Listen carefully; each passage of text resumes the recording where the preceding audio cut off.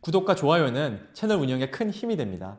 안녕하세요. 목동아빠입니다. 오늘은 송도 미분양으로 송도 집값 어떻게 될까에 대해서 얘기 한번 해보려고 합니다. 최근 기사 내용에 지금 집 안 산다, 송도 미분양에 대해서 다룬 기사가 있습니다. 송도 럭스 오션 SK뷰는 10개 주택형 중 3개가 미달됐다 그러고요. 서울도 미달되는 단지가 생기고 있습니다. 주요 단지 미분양 가구 수입니다. 최초 미분양 가구 수 기준이고요. 송도 자이더스타가 최초 기준 530가구 미분양이 났고요.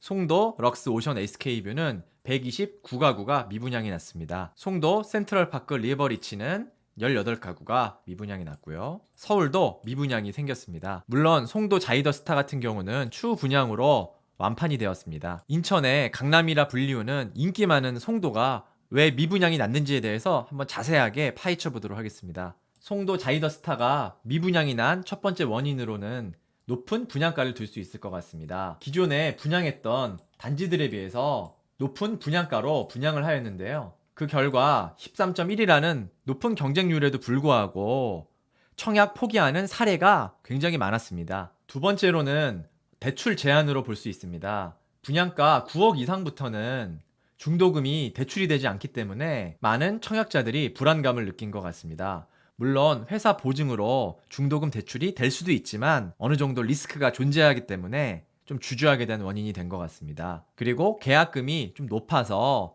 한 번에 목돈을 마련해야 되는 그런 부담감도 작용을 한 것 같습니다. 또한 입지적으로 봐도 분양가가 좀 비싸다는 생각을 떨칠 수가 없는데요. 6809 같은 경우는 바다 조망이라든지 골프장 조망이라든지 굉장히 조망이 뛰어나지만 지하철역까지는 도보로 이용이 불가능합니다. 즉 역세권이 아니기 때문에 지금 같은 실수요 장에서는 바다 조망보다는 실거주에 편안한 역세권 단지들이 인기를 더 끌게 마련입니다. 그리고 가장 선호 단지 중에 하나인 더샵 퍼스트 파크 같은 경우가 작년 13억 1천까지 갔던 매매가가 최근에 11억 8천으로 많이 떨어졌는데요. 이런 전체적인 수도권 조정 국면이 분양에도 영향을 미친 것 같습니다. 즉 당장에 살기 편하고 당장 입주할 수 있는 11억 8천의 더샵 퍼스트 파크에 비해서 당장 입주하지 못하고 지하철 노선이 없는 송도 자이더스타의 9억 원대 중반은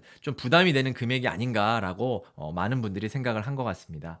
송도는 우리나라의 모든 신도시를 통틀어 가장 외관이 뛰어나고 가장 개발 계획이 잘 된 그런 도시라고 생각을 합니다. 그 이유는 타 신도시와는 다르게 LH에서 추진하는 사업이 아닌 경제자유구역청에서 진행을 하는 그런 사업이기 때문입니다. 그래서 임대단지도 거의 없고 분양가 상한제도 적용받지 않으며 외관은 또 심사를 받기 때문에 아무렇게나 아파트를 지을 수 없습니다. 다음은 이런 송도의 입지적 특징과 개발 계획에 대해서 간단하게 알아보도록 하겠습니다. 먼저 송도는 인천 경제자유구역 안에 포함이 되어 있고요.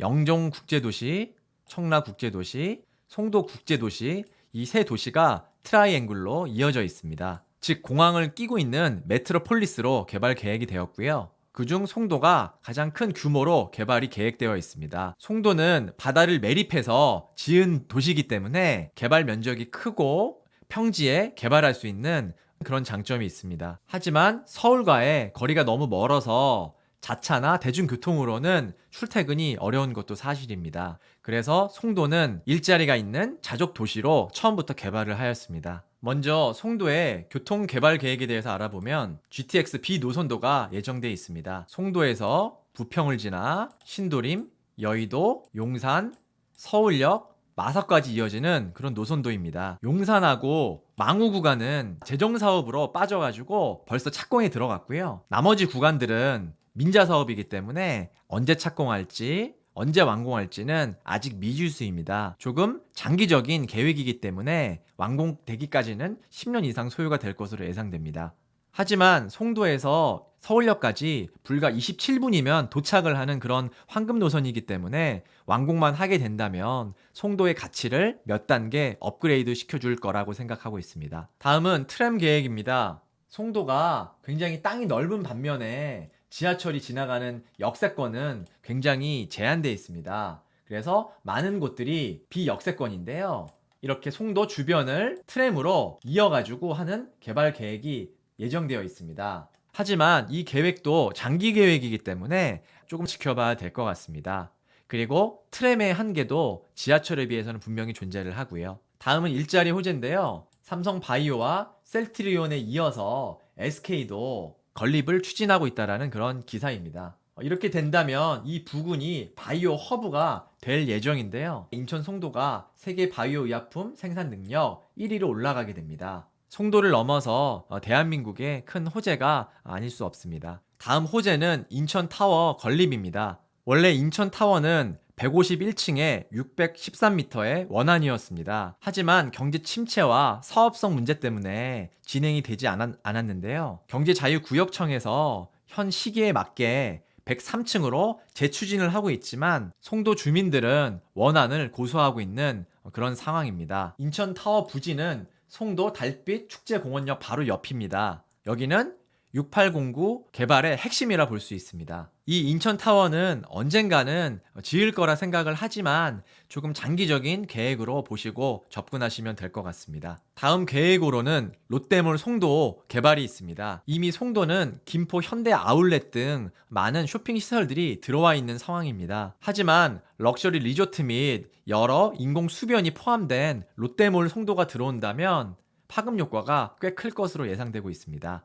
이 사업은 확정 사업이기 때문에 조만간 가시적인 결과를 볼 수 있을 것 같습니다. 다음은 송도 워터프런트 사업을 들 수 있습니다. 총 1조 원의 사업비로 추진을 되고 있으며 송도를 수변으로 크게 잇게 됩니다. 이 부분이 1단계 사업인데 벌써 착공에 들어가서 5월에 준공을 앞두고 있는 사업입니다. 이 사업은 이 수로를 따라서 요트가 지나갈 수 있고요.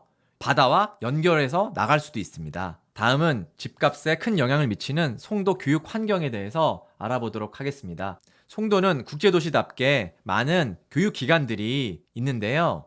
먼저 연세대 국제캠퍼스가 있고요. 한국 뉴욕 주립대 등의 외국 분교들이 있습니다. 그리고 인천 카톨릭대학교, 재능대학교, 인하대학교, 캠퍼스 등이 송도에 위치해 있습니다. 그리고 송도 체드이 국제학교라는 유명한 국제학교가 위치해 있어 이 학교를 가고자 하는 많은 사람들이 송도로 입주하고 있는 상황입니다. 전지현 씨도 자녀 교육을 위해서 송도에 입주한 걸로 알고 있습니다. 위표는 인천 연수구 중학생 학업 성취도 및 특목고 진학률을 나타내는 표입니다. 인천 평균에 비해서 연수구가 압도적으로 높은 학업 성취도를 유지하고 있습니다. 특히 송도에 있는 학교들이 최상위권을 유지하고 있습니다. 오른쪽으로 갈수록 학업 성취도가 높은 거고요.